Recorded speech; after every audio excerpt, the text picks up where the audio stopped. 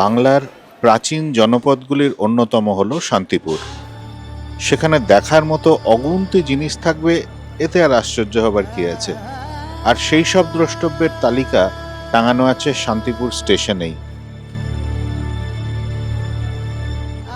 এই সবগুলি একদিনে দেখে ওঠা সম্ভব নয়, তাই কয়েকটি বিশেষ স্থান দেখার জন্য বেরিয়ে পড়লাম।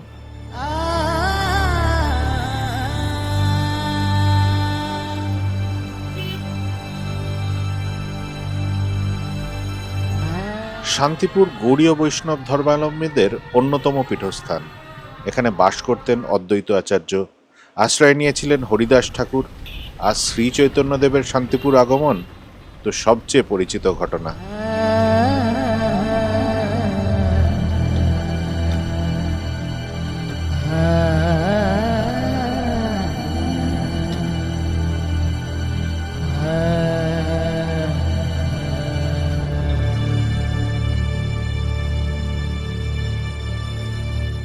প্রথমেই আমরা এসে পৌঁছলাম বাবলা। এই আমবাগান ঘেরা স্থানেই আছে শ্রী অদ্বৈত আচার্যের সাধনস্থল। বৈষ্ণবরা বিশ্বাস করেন অদ্বৈত আচার্যের একনিষ্ঠ প্রার্থনাই শ্রী বিষ্ণুর নিমাই রূপে জন্ম নেওয়ার কারণ।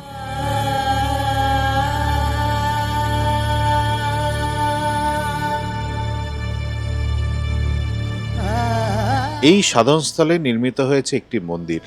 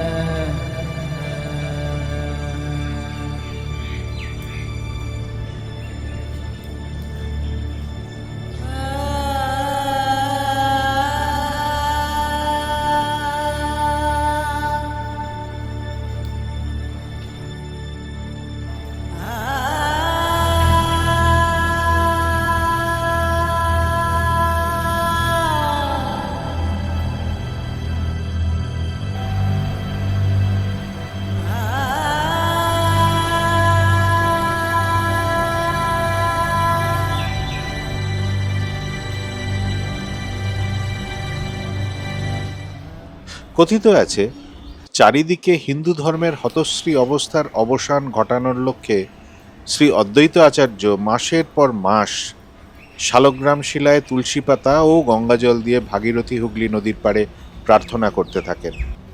শ্রী বিষ্ণু যেন এর ত্রাণ করেন।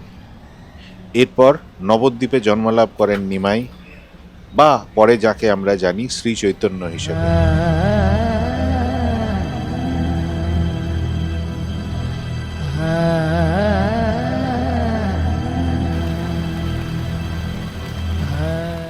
একসময় শান্তিপুরের 3 দিক দিয়ে ছিল ভাগীরথী হুগলির প্রবাহ। খালের মতো এই জলাশয়গুলি দেখলেই বোঝা যায় এইগুলি একসময় ছিল নদীর খাত।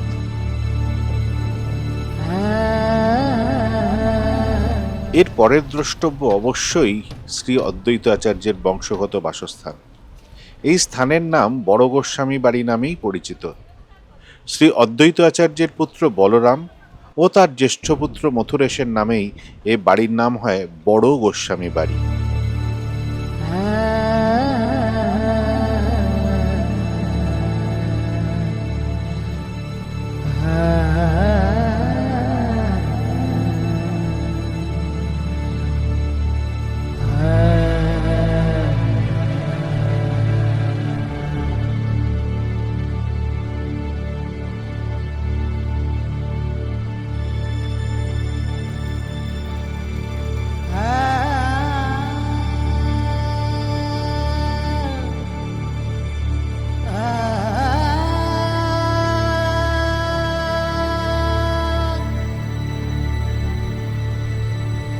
বড় গোস্বামী বাড়ি যে একসময় সুবিশাল এক অট্টালিকা ছিল, তাই খিলানগুলি দেখলেই বোঝা যায়।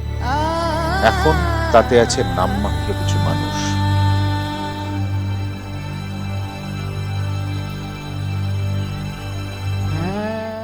এই বাড়িতেই প্রতিষ্ঠিত আছেন শ্রী রাধারমণ।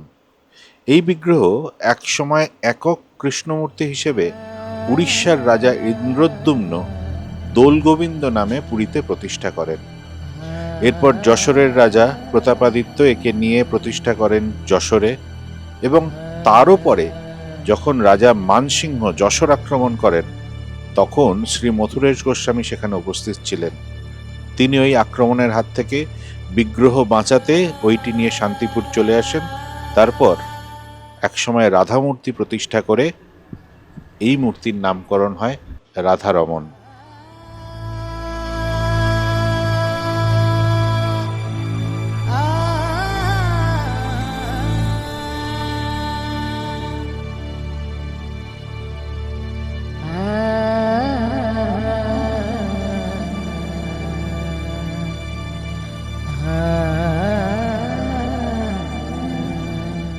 নাট মন্দিরের আরেক প্রান্তে আছে আরেকটি ঠাকুর দালান। এখানে প্রতিষ্ঠিত আছেন ষড়ভুজ গৌরাঙ্গ, আর তৃতীয় দিকের দালানটি দুর্গা দালান। বৈষ্ণব মতাবলম্বীদের ভক্তি এখনো শ্রী অদ্বৈত আচার্য ও তার বংশধরদের মনে করায়। বড় গোস্বামী বাড়ি সংলগ্ন মাঠে আছে রাসমঞ্চ। এই মাঠে রাস পূর্ণিমার সময় মেলা বসে, আর বিখ্যাত শান্তিপুরের রাসের শোভাযাত্রা শুরু হয় এইখান থেকেই। শান্তিপুরের বড়বাজারে আছে শ্যামচাঁদ মন্দির। প্রধান প্রবেশদ্বার দিয়ে ঢুকে বাঁদিকেই চোখে পড়বে বাংলার সম্ভবত বৃহত্তম ইট নির্মিত আটচালা মন্দির। চূড়ার 5টি কলস ও ধাতু নির্মিত পতাকা ও চক্র লক্ষণীয়।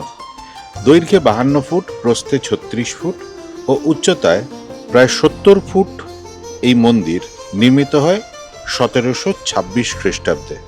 নির্মাণ করেছিলেন রামগোপাল খাঁ চৌধুরী ও তাঁর 3 ভাই, কিন্তু তিনি জ্যেষ্ঠ বলে প্রতিষ্ঠা ফলকে তার নামই স্থান পায়। মন্দির তৈরি করতে সে যুগে খরচ হয়েছিল 2 লক্ষ টাকা। 5 খিলান বিশিষ্ট এই মন্দিরে পোড়ামাটির কাজ খুব একটা দেখা যায় না।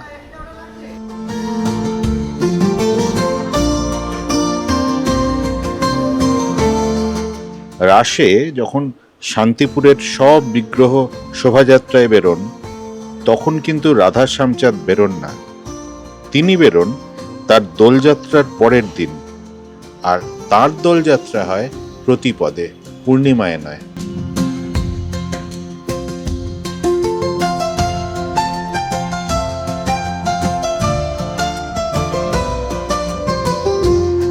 এসে পৌঁছলাম জলেশ্বর মন্দির।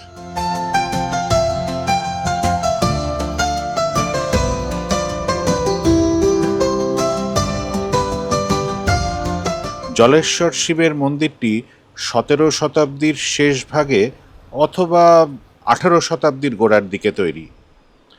মন্দিরটির নির্মাতা হিসেবে বারবার নদিয়ার রাজপরিবারের নামই উঠে আসে।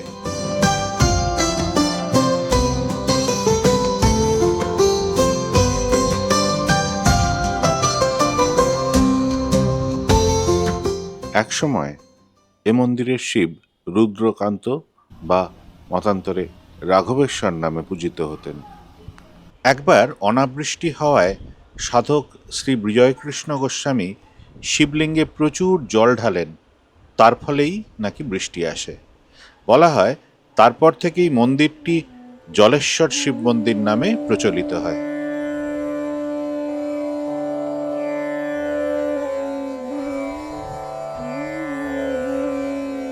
মন্দিরটির 2টি দ্বার, একটি পূর্বে ও অন্যটি দক্ষিণে।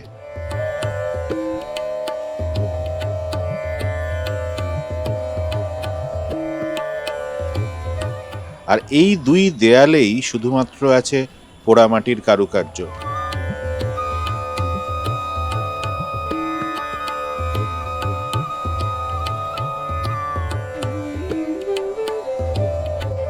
বাংলার মন্দিরগুলিতে যেরকম পোড়ামাটির কাজ থাকে সেই রকমই এই মন্দিরের অলঙ্করণে ব্যবহার করা হয়েছে নানান নকশা আর রামায়ণ, মহাভারত বা পুরাণের দৃশ্য।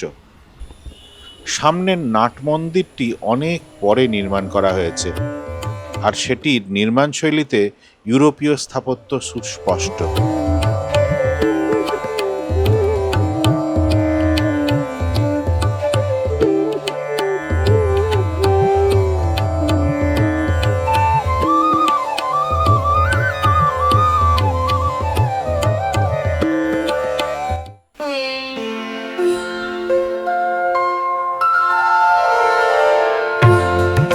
শান্তিপুরের রাস উৎসবের সময় অন্যান্য দেবদেবীর মতো পটেশ্বরী কালীরও পুজো হয়।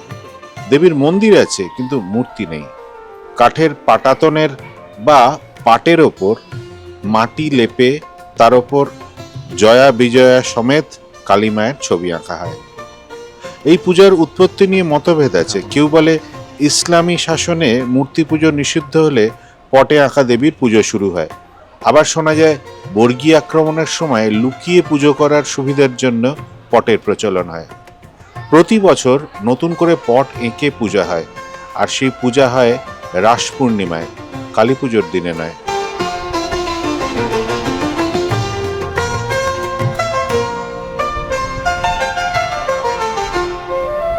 34 নম্বর জাতীয় সড়কে উঠে পৌঁছে যাওয়া যায় ফুলিয়া।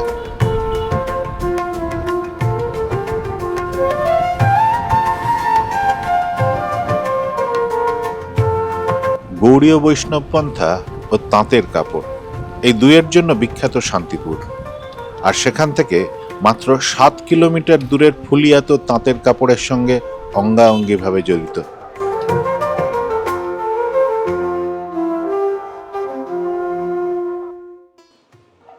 বাংলায় রামায়ণের পুনর্রচনাকার শ্রী কৃত্তিবাস ওঝার বাসস্থান ও রামায়ণ রচনা করার স্থানও ফুলিয়া। এখনকার ফুলিয়া কৃত্তিবাস উচ্চ বিদ্যালয়ের মাঠের এক প্রান্তে আছে এক বিশাল বটগাছ আর কৃত্তিবাস স্মারক। একটি ছোট মন্দিরও নির্মিত হয়েছে কৃত্তিবাসের স্মরণে।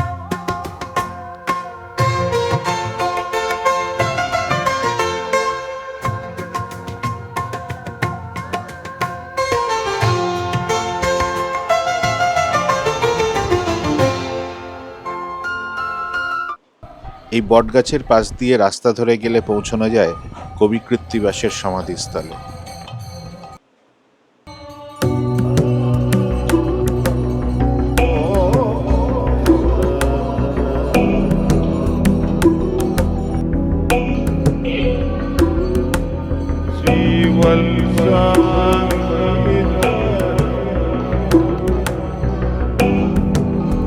এই মন্দির প্রাঙ্গণের মধ্যেই আছে বাংলায় রামায়ণ রচনাকার কবি কৃত্তিবাস ওঝার সমাধি।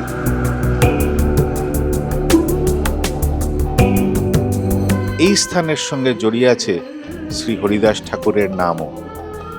হরিদাস ভিন্ন ধর্মের জন্ম নিয়েও কৃষ্ণ নামে পাগল ছিলেন। সেই কারণে তাকে চরম লাঞ্ছনা সহ্য করতে হয়। এতটাই তার উপরে আক্রমণ নেমে আসে যে তাকে মুমূর্ষু অবস্থায় নদীতে ভাসিয়ে দেওয়া হয়। ভাসতে ভাসতে তিনি ফুলিয়াতে এসে পৌঁছন।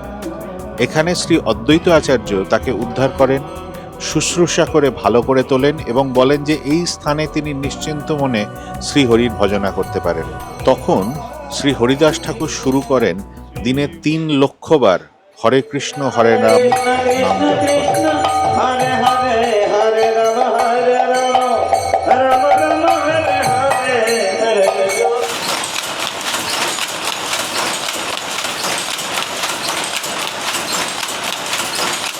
শান্তিপুর ফুলিয়া জুড়ে হরে কৃষ্ণ হরে রাম ছাড়া আরেকটি যে ধ্বনি ছেয়ে আছে তা হল তাঁত চলার শব্দ।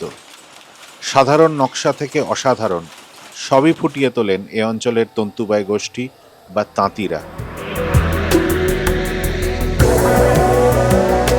কথা বলে জানলাম এরা শাড়ি বিক্রিতে জোর দেন না, কারণ সেখানে আছে অনিশ্চয়তা, বড় পুঁজি দরকার হয় আর অত্যধিক খরচ হতে থাকে। তাই এরা মহাজনের ঘরে শাড়ি পৌঁছে মজুরি আর পরের শাড়ির সুতো নিয়ে পাড়ি দেন যে যার বাড়িতে, আবার তাঁত চালানোর জন্য।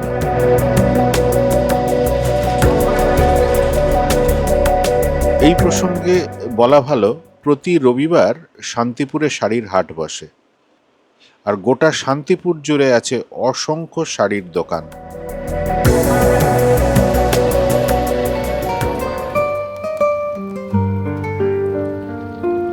এবার ফেরার পালা, কিন্তু তার আগে শান্তিপুর কৃষ্ণনগর সড়কের ওপর শিবুকুণ্ডুর মিষ্টির দোকানে ছোট্ট বিরতি।